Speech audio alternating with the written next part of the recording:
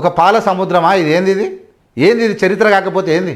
ఇంతమంది మహిళలు పాస్ అని చెప్పి ఆధార్ కార్డు పాస్ అని చూపించి పోయేటువంటి పరిస్థితి వచ్చింది. ఇలా తెలంగాణ రాష్ట్రం ఒక స్వర్గ సీమ, ఇది ఒక స్వర్గం అంటున్నా. ఏమి ఇవ్వకపోవచ్చు రేవంత్ రెడ్డి. మంచిగా సన్న బియ్యం, తిరగనిక బస్సు, ఫస్ట్ తిరగనిక రానిక పోనీకి ఉండాలి కదా. తినకూడవ ఉంటే కుక్కిడి గుడిసే చాలు అని చెప్పిన పెద్దలు. తినకూడవనిక ఉంటే కుక్కిడి గుడిసే చాలు. కానీ ఇలా ఇందిరమ్మ ఇండ్ల పేరుతో 5 లక్షల రూపాయలతో ప్రజలకు చేరువవుతున్నటువంటి తీరు, ఇది ప్రభుత్వ పనులు ఒక అద్భుతం కాదా? చూసిరా చరిత్రలో భూమి మీద ఏ దేశం మీద, ఈ భూమి మీద ఎప్పుడైనా జరిగిందా ఇలాంటిది? ఇలా మహిళలందరూ ఒక ఈనాడే, ఇది కన్నుల పండుగ కాదా? కాంచితిరే మీరు ఈ అద్భుతమైనటువంటి దృగ్విషయాన్ని. మీ పాపము కళ్ళ చేత దోషితిరి కదా ఈ రాష్ట్రాన్ని, ఈ దేశాన్ని 10 ఏళ్ళుగా ముంచితిరి గల, కొడితిరి కదా పేద కడుచుల కడుపు. మరి గల మీరు అంత ముంచిన ఈ పాల సముద్రం ఏందిదా? పాల సముద్రాన్ని చూడండి అంటున్నా. ఒక పాల పిట్టలు లేకొచ్చిడ కూర్చొని చూస్తూ ఉంటే ప్రపంచమే అబ్బరపోయేటువంటి పరిస్థితి. ఏంది ఇది? ఏం జరుగుతుంది తెలంగాణలో? What is going on?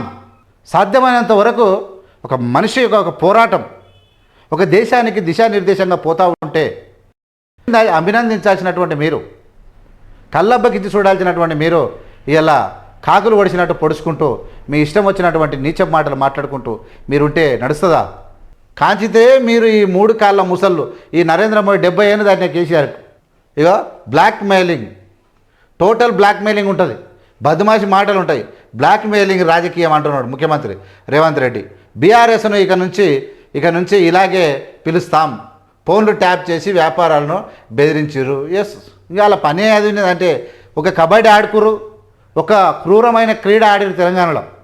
మళ్ళీ వస్తారంట. మళ్ళా ఆ పార్టీ ఖాతాలోకి 1500 కోట్లు ఎలా వచ్చినాయి చెప్పురు? ఎవడిచ్చిండు మీకు? ఏడబెట్టుకోవాలని అర్థం కాక అందులో కూడా పెట్టుకోరు. ఇది ఓపెన్ సీక్రెట్ కదా ఇది. కాంగ్రెస్ పార్టీ దేశం మొత్తం మీద ఉంటే 500 కోట్లు ఉన్నాయి. వీళ్ళు ఖాళీ స్టేట్లో ఉన్నటువంటి చిన్న పార్టీకి 1500 కోట్ల అకౌంట్లో. జిల్లాల రద్దు, కొత్త జిల్లాల ఏర్పాటు ఉండదు. ఈ జిల్లాల రద్దు ఒకటి పెట్టుకుని నేనేమంటే ఈయననేమో ఒక శాస్త్రీయత లేదు, పాడలేదు, ఏది ఇష్టం వచ్చినట్టు చేసుకున్నాడు. ఒక ప్రజలకు అనుకూలంగా రీతిలో చేస్తారని అన్నాడు. అప్పుడు అన్నందుకు దాన్ని మళ్ళీ ఉల్టా చేసిరు.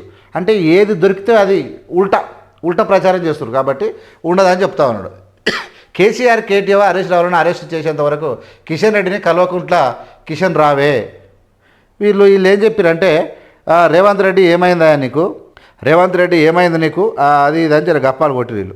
ఎందుకు రేవంత్ రెడ్డి కేసీఆర్ మీద చర్య తీసుకుంటలేవు, అది చేసుకుంటలేవు, మాకు అప్పచెప్పు అని చెప్పి బండి సంజయ్, కిషన్ రెడ్డి వీళ్ళందరూ ఇక నెత్తికో దిక్కు మాట్లాడి మాకు సిబిఐకి అప్పగిస్తే మేము ఇరగదీస్తాం, కరగదీస్తాం, లేపు పడేస్తామని మాట్లాడారు. ఎట్లయినా వీళ్ళిద్దరు పాపాత్ములే కాబట్టి వీళ్ళు కేసీఆర్ ఏం చేశారంటే ప్రజలను రెచ్చగొడతారు వీళ్ళిద్దరు కలిసి. వీళ్ళు మోసగాళ్ళు. ఎట్లయినా మనం ఏం చేసినా కావాలని కుట్రతో చేసిరంటారు వీళ్ళు.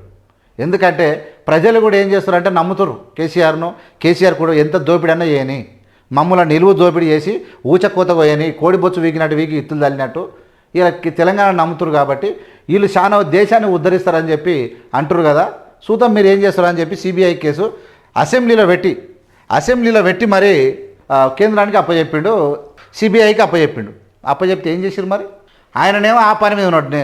నరేంద్ర మోడీ నేను ఎఫ్సిన్ ఫైల్లో నా పేరు పడితే నేను ఎట్లా చేయాలి, తిరిగి తేడపోయి అది పెద్ద మోసము, అందులో పెడితే దేశ ప్రజలు మళ్ళీ భారతీయులు మంచోళ్ళు గారు ముందే వంగబెట్టి దంచుతారు అని చెప్పి నరేంద్ర మోడీ బిజీలో నరేంద్ర ఉన్నాడు.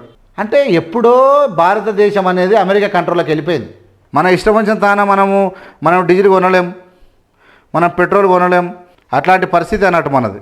మనం అట్లా కొనలేకుండా చేసినటువంటి ఘనత వీళ్ళదే అన్నట్టు. ఇక కేసీఆర్ ఏం చేశారంటే వీళ్ళు సిబిఐకి అప్పగిస్తే మరి ఏమైంది? కల్వకుంట్ల రానివిగా కేసీఆర్, కేటీఆర్, హరీష్ రావుని అరెస్ట్ చేసేంత వరకు అరెస్ట్ చేయమని సిబిఐ మీకు అప్పగించిన వీళ్ళ మోసాలని అసెంబ్లీలో తీర్మానం చేసి సిబిఐకి అప్పచెప్పినాం. మరి ఏం చేస్తారు మీరు? ఏం చేస్తారంటే వాళ్ళు ఒకటే, దోచిన సొమ్మంతా మాకు ఇచ్చేసేయి, ఆదాయ అమ్మాయిలకు ఇచ్చేసేయి, నిన్నేమనమని చెప్పి మాట్లాడుకున్నారు. అంతా దాచుకొని ఆ ఎఫ్సిన్ ఫైల్లోడు ఒక ఆడు ఉన్నట్టు నిత్యానంద స్వామి ఉన్నట్టు నరేంద్ర మోడీ కూడా ఏదో ఉన్నట్టుంది, ఏదో దివి కొని ఉంటాడు. ఆ దీపం కొని ఓడిపోయినాక మొత్తం పైసలంతా భారతదేశంలో సొమ్మంతా కొండపోయి గుజరాత్ వాళ్ళు మొత్తం మూట కొండపోయి వేరే దేశంలో పోయి సెట్ అవుతారు వీళ్ళు. అసలు దొంగల ముఠ ఇది. ప్రజలు ఏమో ఈ పిచ్చి సన్నాసులు మొత్తం ఇలాంటి మోసగాలనే నమ్ముతారు. ఇప్పుడు బురిడి బాబాలనే నమ్ముతారు, బురిడి కొట్టించే బాబాలను. మీ పాడైపోన్నా నేనేం చేయాలి? ఈ పాడైపోను అనేది అనొద్దు. వాళ్ళు పాడైపోవాలని నా కోరిక ఉంది కాబట్టి నేను అట్లా అంటున్నా. రైట్, ముగ్గురు వినిపించారు. కేసీఆర్ మోదీని చూసి ఓటేసి మోసపోదని చెప్తున్నాడు. వాళ్ళని నేను ఈ ఓటు చూసే మాట్లాడే మీకు ఇంతవరకు. కేసీఆర్ మోడీని చూసి నట్టేట ముంచారు వాళ్ళ దేశాన్ని. వాళ్ళని అసలే నమ్మకొద్దు. ప్రజలు ఇంకా భ్రమలో ఉండి మీరు అట్లా చేస్తే పరిశాన్ అవుతారని కూడా చెప్పాను. సింగరేణి బోర్డుపై బీఆర్ఎస్ది దుష్ప్రచారమే. వాళ్ళ పనే అది. దుష్ప్రచారంలో నెంబర్ 1 చేసి ఇంతవరకు వచ్చింది అది దుష్ప్రచారం. కార్మికులకు నష్టం కలిగించే పనులు చేయం. ఏప్రిల్ నుంచి 2వ విడత ఇందిరమ్మ ఇండ్లు కూడా ఇచ్చేస్తామని చెప్పిండు. కనీ విని ఎరగని రీతిలో గోదావరి పుష్కరాలు చేస్తాం.